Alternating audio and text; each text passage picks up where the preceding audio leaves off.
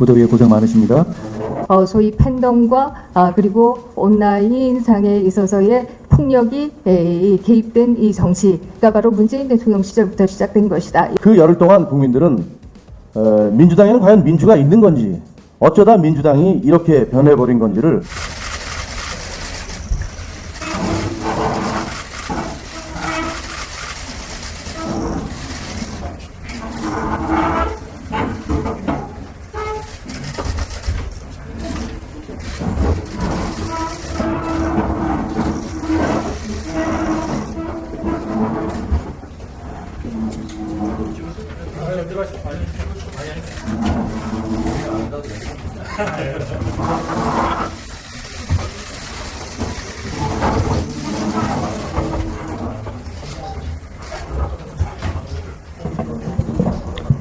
안녕하세요.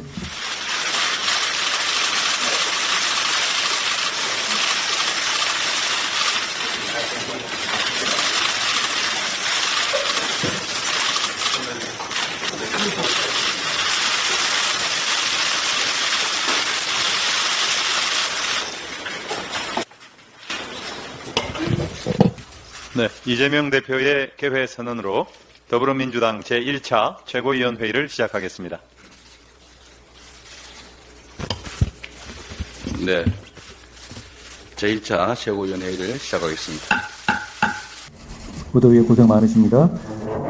제185차 최고위원회 시작하겠습니다. 어제 더불어민주당의 전당대회가 있었습니다.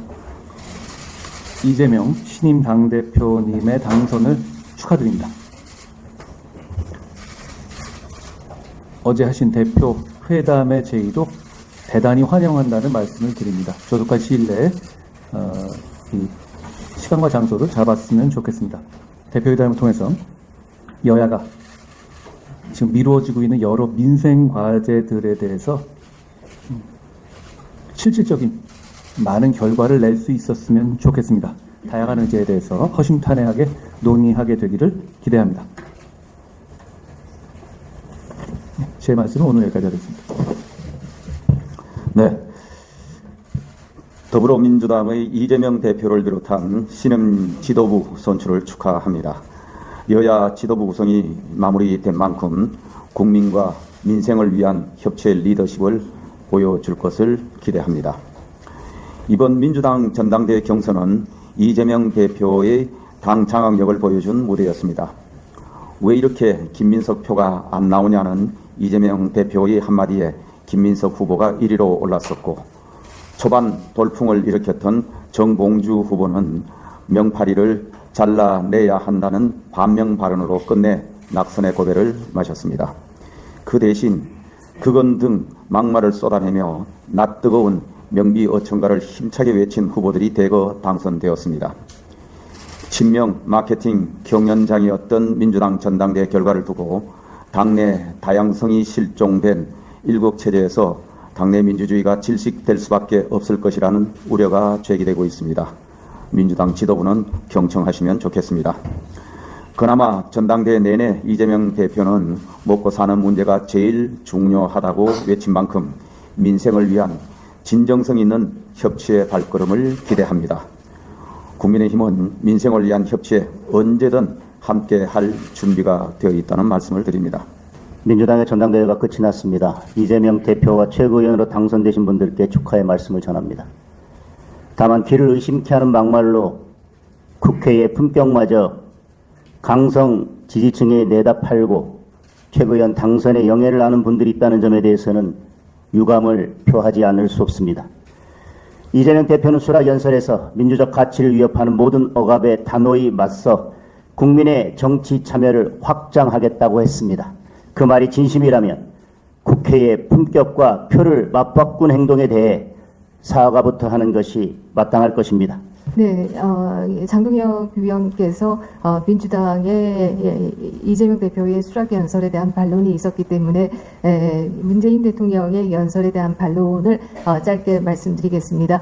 문재인 대통령은 연설에서 김대중, 노무현, 문재인으로 이어지는 민주정부가 역대 가장 유능한 정부였다, 이렇게 얘기하고 있습니다. 과연 이런 얘기를 해도 되는가라고 하는 질문을 하지 않을 수 없습니다. 문재인 대통령의 부정적인 레거시는 이루 헤아릴 수가 없습니다. 정치 영역만 해도 소위 두루킹의 댓글 사건에서 울산시장 선거에 대한 개입, 그리고 소위 팬덤과 그리고 온라인상에 있어서의 폭력이 개입된 이 정치가 바로 문재인 대통령 시절부터 시작된 것이다, 이렇게 얘기를 드릴 수가 있습니다. 그리고 그 유산이 지금 현재 한국 정치에 고스트처럼 돌아다니고 있는 것도 또 현실이다, 이렇게 얘기 드릴 수가 있습니다. 그렇다라고 하면 이것만 해도 반성해도 못할 텐데 이 가장 유능한 정부였다라고 얘기하는 것은 정말 어불성설이 아닌가 하는 얘기를 드릴 수밖에 없습니다. 국가 경제를 가장 어렵게 했던 것은 물론이고 가계 부채도 역대 최고로 늘렸던 정부이기도 합니다. 민생을 가장 어렵게 했던 정부이기도 했습니다. 그것뿐만 아니죠. 우리는 탈원전하겠다라고 하면서 북한의 원전을 짓는다라고 하는 프로젝트도 계획이 되었던 것으로 알려지고 있습니다. 뿐만 아니라 북한의 한강 하부 해도를 넘겨주기도 했었고요. 그리고 USB에는 도대체 뭐가 담겨 있었던 것인지 아직 알려지지 않고 있습니다. 더욱더 중요한 것은 우리 서해 공무원의 죽음을 은폐하고 조작했던 사건 역시도 아직 제대로 진상이 규명되고 있지도 않고 사법적인 책임을 제대로 지고 있는 것도 아닙니다. 이럼에도 불구하고 가장 유능한 정부였다라고 어떻게 얘기할 수 있는가라는 질문을 드릴 수밖에 없습니다. 오늘 11시에 강주 전남 범보수 시민연대에서 기자회견을 한다라고 합니다. 그 내용은 탄핵 반대 그리고 민생 정치 복원이 주된 내용이라고 합니다. 이미 부산에서도 8월 초에 탄핵 반대를 위한 시민연대가 결성되었던 것으로 알고 있습니다. 왜 온 국민이 나서서 민주당의 탄핵 노름에 반대한다라고 이렇게 나서야 하는 것인지, 민주당의 이재명 대표의 방탄을 위한 탄핵 노름이 얼마나 심각한가라고 하는 것은 대한민국 정부가 수립된 이후에 그동안 탄핵 발의가 39건 있었습니다. 그러나 윤석열 정부 2년 동안에 벌써 18건의 탄핵 발의가 있었고요. 가결된 것뿐만 해도 윤석열 정부 이전까지는 2건밖에 없었습니다. 그러나 벌써 5건이 가결되었습니다. 언제까지 탄핵 노름을 할 것이냐라는 질문을 하지 않을 수 없습니다. 지금 당대표와 원내대표께서 민생 정치의 중요성을 말씀하셨습니다만 이미 시민들도 그렇게 외치고 있습니다. 이제 탄핵 노름, 특검 노름에서 벗어나서 제발 민생 정치로 복원하시기 바랍니다. 이상입니다. 안녕하십니까, 김종혁입니다. 처음에는 아무런 재미도 감동도 없었던 민주당 전당대회가 막판에 국민들을 경악하게 할 이변을 연출하면서 막을 내렸습니다. 그 열흘 동안 국민들은 민주당에는 과연 민주가 있는 건지, 어쩌다 민주당이 이렇게 변해버린 건지를 걱정스레 지켜봐야 했습니다. 정봉주 후보는 경선 초반 돌풍의 주인공이었습니다. 하지만 이른바 명비어천가를 거부하면서부터 그의 비극은 시작됐습니다. 그는 유세 현장에서 온갖 야유의 대상이 됐고 1위에서 2위, 3위, 4위로 추락하더니 급기야 6위로 최고위원회에서 탈락했습니다. 반면 떨어질 것처럼 보였던 전현희 후보는 막말과 함께 앞길이 활짝 열렸습니다. 김건희는 살인자라는 전현희의 그건에 당원들은 환호했고 표가 쏟아졌고 6위에서 2위라는 극적인 스토리를 쓰면서 최고위원회에 입성했습니다. 앞으로 민주당에선 일방적 칭송과 이견을 불허하는 집단주의와 극단적 폭언이 난무할 것이 뻔해 보입니다.